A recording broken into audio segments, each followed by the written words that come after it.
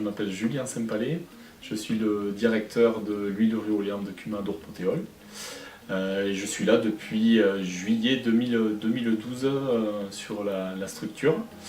Et je m'occupe donc de l'organisation et la gestion globale du site et après la grosse partie de tout ce qui va être commercialisation de nos produits. Alors la Cumin, sa date de création c'est en 2011 et la SARL Oleande 2012. Ça a été fondé par un groupement d'agriculteurs, un petit noyau. Au départ ils étaient une quarantaine d'adhérents, dont Benoît Cabane, le président, qui justement est agriculteur ici sur Mugron.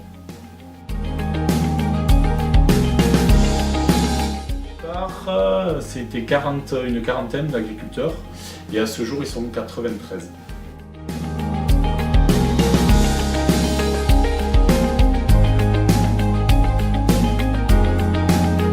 On est parti de zéro, donc on n'avait pas grand volume, on devait peut-être avoir 600 tonnes en termes de production.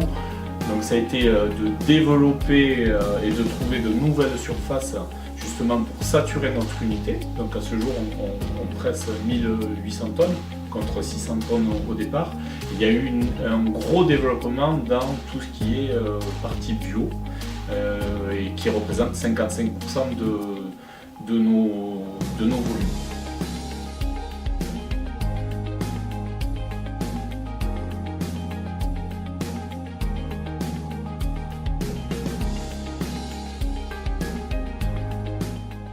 Ici, on a deux identités. On a la Cumin d'Orpotéol, donc Cumin coopérative d'utilisation de matériel agricole, et la SARL Oleande. Et en fait, ce sont les agriculteurs, ça appartient à des agriculteurs. Donc chaque fois qu'un agriculteur rentre ici à la Cumin, il va payer des parts sociales. Donc ça appartient à ce jour à 93 agriculteurs. Et après, on a un conseil d'administration, donc avec un président, un trésorier, secrétaire, etc., qui sont là pour prendre les décisions avec moi-même.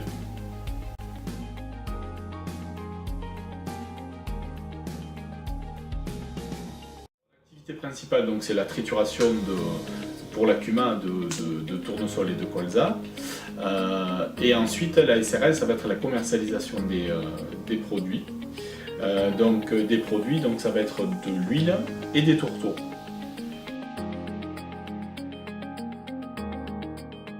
Pour clients, c'est très diversifié. Donc on peut avoir des débouchés en nutrition animale, donc ça va être des agriculteurs qui vont acheter de l'huile pour du gavage, pour de la fabrication d'aliments. Ça va être des petits industriels de l'agroalimentaire. Ça va être des cuisines collectives, au milieu aussi de l'agroalimentaire. Ça va être des laboratoires en cosmétique et après ça va être des revendeurs, donc des magasins bio, des magasins de producteurs,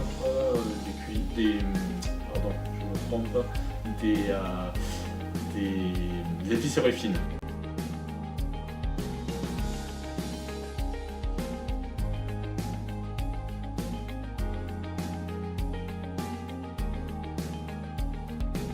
Organisme interne, en fait on est 3 salariés et demi, donc j'ai 2 collègues qui sont chargés de la réception des graines, de toute la partie production et tout ce qui est préparation de commandes.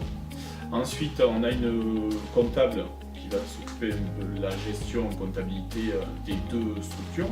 Après moi-même de l'organisation, on va dire générale et de la commercialisation.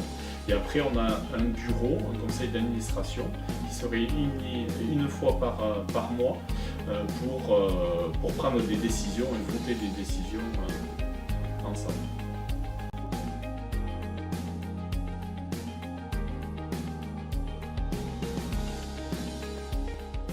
vers nos produits. Alors comment ça s'est passé? Ça a été d'abord du démarchage commercial pour nous faire connaître. Donc ça a été, je ne vais pas dire du porte-à-porte, mais pas loin.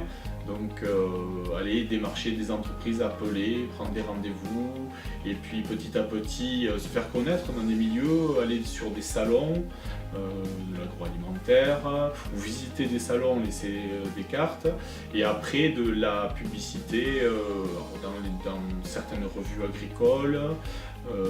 Ça peut être des publicités dans le sud-ouest. Après on est passé aussi pas mal sur des radios.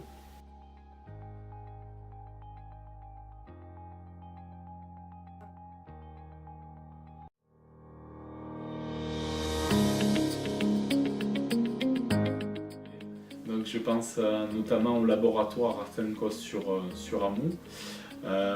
Donc pareil, c'est une jeune entreprise très dynamique qui élabore des produits cosmétiques et notamment qui, en termes de sourcing, utilise des matières premières locales, du miel, notre huile notamment, et donc à partir de ça, ils élaborent des produits pour la cosmétique.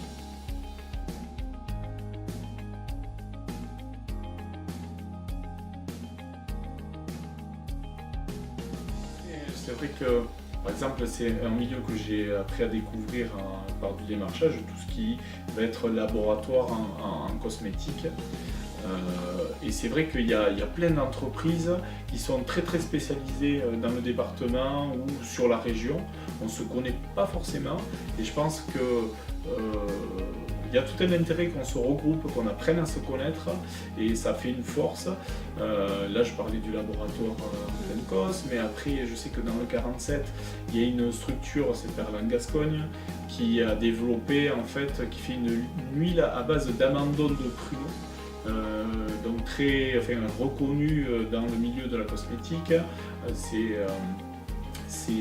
riche en antioxydants notamment. Et après il y a d'autres structures très technologiques.